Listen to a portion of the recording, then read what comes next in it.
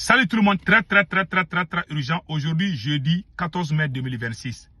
Mutinerie au camp militaire des Bers. Un mort et un blessé. Beaucoup d'officiers auraient été arrêtés par les mutins vers Tombouctou. Au moment où je vous parle, tous les chefs militaires qui sont à Bamako ne dorment plus dans leur maison. Ont changé de bureau. Tous les chefs militaires ont presque changé de bureau au moment où je vous parle. Il y en a qui ne dorment plus dans leur famille. Il y en a qui ont changé de domicile. Il y en a qui dorment dans les hôtels, entre les différents hôtels de Bamako. Je demande à toute la population de Bamako d'aller s'approvisionner en nourriture. On ne sait pas ce qui va arriver demain. Ce qui est en train de... C'est la somalisation, la soudanisation du Mali. C'est ce qui est en train de se préparer. Le complot est tellement profond. Je vous ai averti avant l'attaque de Kati. Vous avez dit que Sékou Toungara nous fait peur. Je dis et je le répète. Les terroristes veulent créer le chaos à Bamako même. Dans les moments à venir. C'est ce qu'ils sont en train de préparer. Nous avons aussi appris qu'il y a eu 23 morts dans les prisons. Les gens sont en train de mourir à cause de la coupure d'électricité. Maintenant, revenons avec la chose suivante. Tombouctou, mutinerie signalée au sein du camp militaire de Bers, dans la région de Tombouctou, occupée par l'armée malienne et ses supplétifs de African Corps. Le bilan provisoire fait état d'un mort, le sergent-chef Youssouf Kanté, ainsi qu'un blessé. C'est-à-dire que le sergent-chef Youssouf Kanté a été déjà par certains de ses camarades militaires. Selon plusieurs sources, plusieurs officiers auraient été capturés par les mutins et retenus prisonniers. Les soldats russes prennent la position de neutralité. Il y a plusieurs pages qui ont publié cela. Il y a Sahel X, Alert X, il y a Général Mougoukoumberé, il y a beaucoup de pages Africa, quelque chose comme ça. Il y a beaucoup de pages qui ont publié. Maintenant, je vais donner ma version. J'ai dit ce qui est écrit sur les réseaux sociaux d'abord. Maintenant, j'ai demandé mes radars. J'ai appelé mon premier radar. Mon radar m'a dit que c'est vrai. J'ai des gens qui m'informent. La première personne que j'ai appelée, mon radar, la personne m'a dit que c'est vrai. J'ai appelé la deuxième personne, m'a dit que c'est vrai. J'ai appelé la troisième, m'a dit que non, que c'est faux. Bon, il y en a qui disent que c'est faux, il y en a qui disent que c'est vrai. Maintenant, je vais faire la conclusion maintenant, tirer la conclusion après tout ça là. Ce qui est écrit sur les réseaux sociaux. Avant cela, j'étais au courant. Il y a 6 mois de cela, jusqu'à nos jours, je suis en contact avec beaucoup de militaires qui veulent quitter même au sein de l'armée. Si ce n'est pas aujourd'hui, je n'allais pas dire. Il y a des militaires qui ont fait réplique, qui ne veulent même pas se battre. Quand ils voient les terroristes venir là, ils laissent la position. Nous avons vu le cas à Bankas, où les terroristes sont allés massacrer plus de 100 civils. À 5 km, il y a le camp militaire. Les militaires ont dit, ils ne vont pas partir là-bas. Tout le monde a vu ça dans les pays d'Ogo à Bandiakara. Donc, c'est ce qui se passe. Bon, pour le cas de Bandiakara, ça c'est autre chose. On a déjà expliqué ça, il y a eu l'accord et comme ça. Maintenant, à Tombouctou, là, maintenant, il y a les grognes.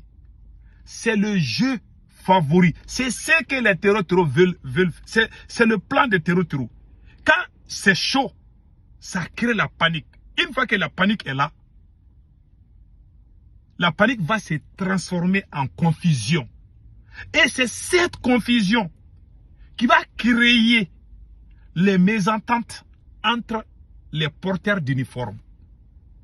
C'est à travers ça qu'il y aura des infiltrations. Et l'ennemi va gagner forcément. C'est ce qui est arrivé en Syrie. C'est le scénario syrien qui se prépare. Les terroristes vont nous coincer. C'est pour ça que je demande à tout le monde d'aller chercher la nourriture.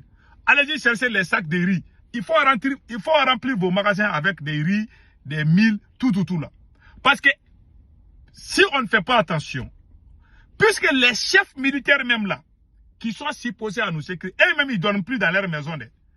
Tous ces généraux, c'est quoi là, ils ne dorment plus dans leur maison. Ils dorment entre les différents hôtels. Parce que Bamako même est menacé. Les chefs militaires ont peur que les terroristes vont rentrer dans leur maison pour les djihad là-bas. Donc ils se cachent. J'ai honte de ces messieurs, de Assimi Goïta. Je n'ai jamais vu mon pays dans cet état. Même autant de politiciens, Bamako n'a jamais été menacé. Jamais au grand jamais. Depuis que je suis né, je n'ai jamais vu la capitale malienne menacée par une rébellion ou un groupe armé. C'est la première fois que je vois ça. Et Bamako est sous embargo. Et les traîtres, je vous ai dit, j'ai fait une vidéo hier où je vous ai dit qu'il y a plus de 60 000. Il y a plus de 60 000 renforts venus de différents pays. Toutes ces ordures-là viennent de la Syrie ou partout, la Somalie, Soudan. Ils sont tous en train de les déverser au Sahel. On a du travail à faire. À cause de la mauvaise gestion de Assimi Goïta. Donc, cette mutinerie qu'ils ont dit qui s'est passée à Tombouctou, là, moi, je pense qu'il y a beaucoup de vérité dedans. Peut-être que ça n'a pas été exactement, mais il y a des vérités là-dedans plus que des mensonges. Donc, moi, je crois cela à 75%. Parce que je suis en contact avec beaucoup de militaires qui ne veulent plus se battre même. Je les encourage de se battre.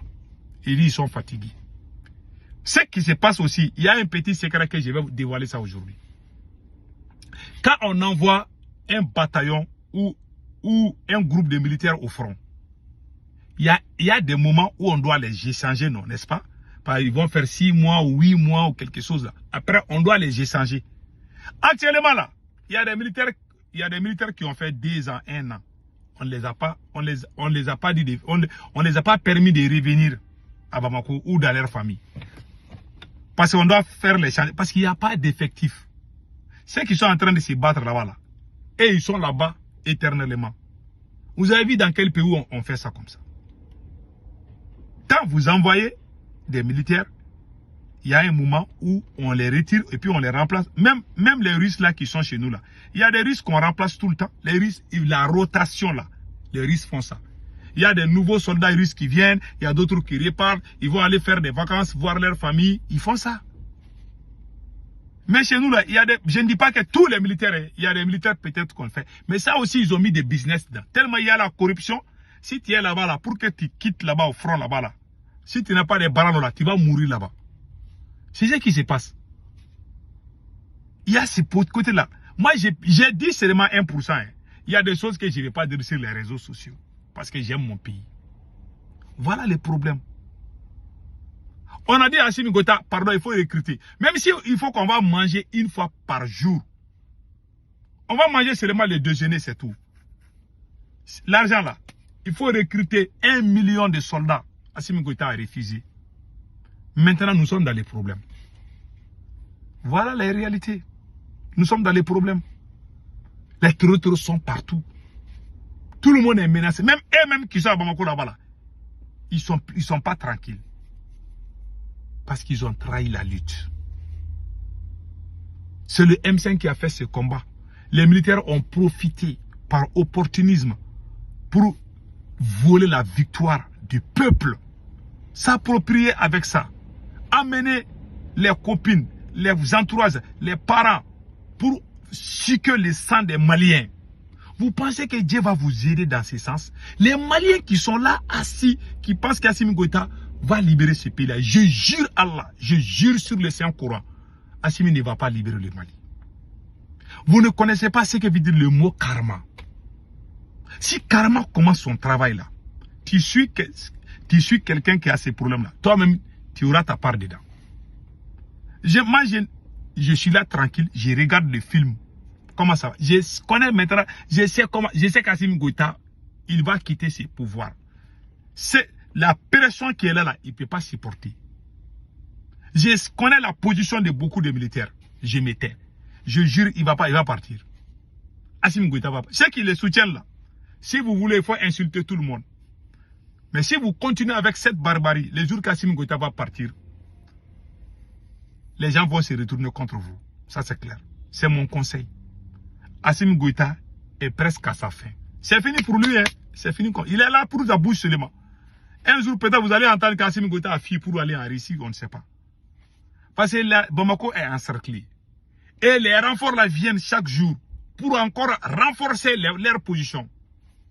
Il y aura des jours même pour quitter un quartier, pour aller pour traverser le fleuve là. Parce qu'il y a Bamako, il y a derrière le fleuve et puis tu vois, les gens quittent, les gens prennent.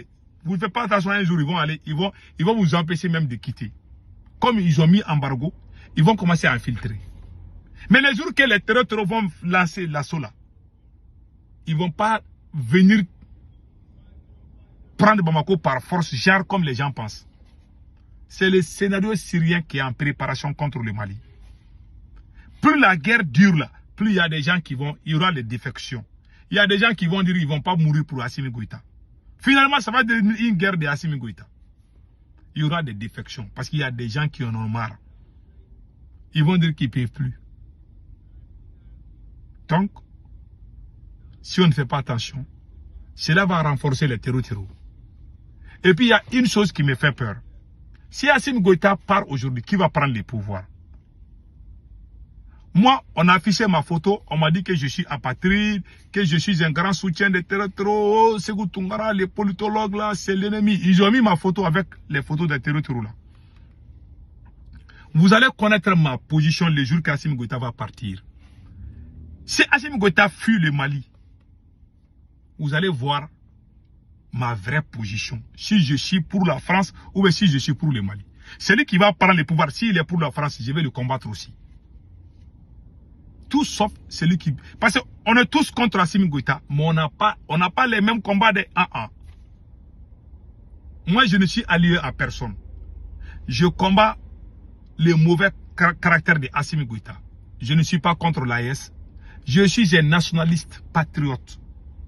Je ne vais jamais soutenir les mensonges. Je ne vais jamais soutenir la manipulation.